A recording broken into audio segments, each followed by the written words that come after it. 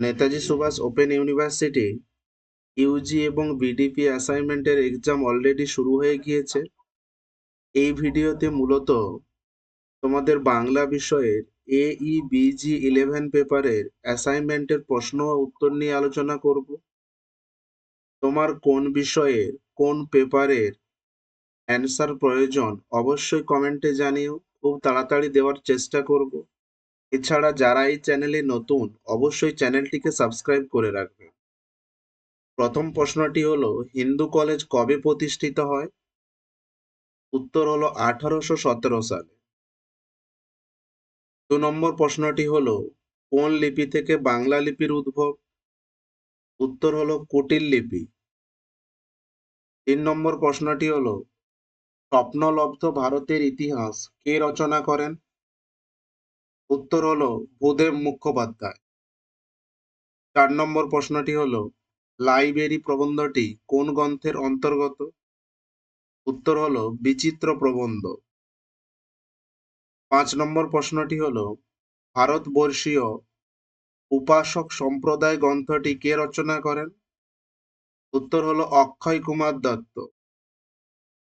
6 নম্বর প্রশ্নটি হলো, বাংলা বর্ণমালায় ব্যঞ্জনবর্ণের সংখ্যা কয়টি?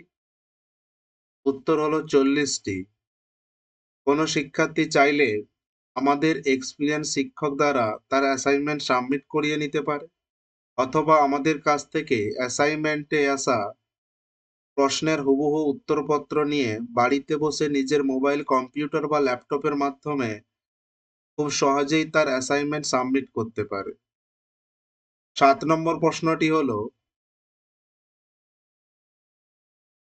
শ্রীকৃষ্ণ বিজয় রচনা করেন মালাধর বসু।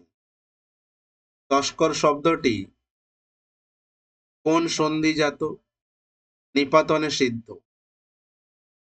9 নম্বর প্রশ্নটি হলো, রাঙা মেঘ সাঁতরায় অন্ধকারে, আসিতেছে নীড়ে দেখিবে ধবল বক আমারেই, পাবে তুমি ইহাদের ভিড়ে। কবিতাটি কোন কবির রচনা?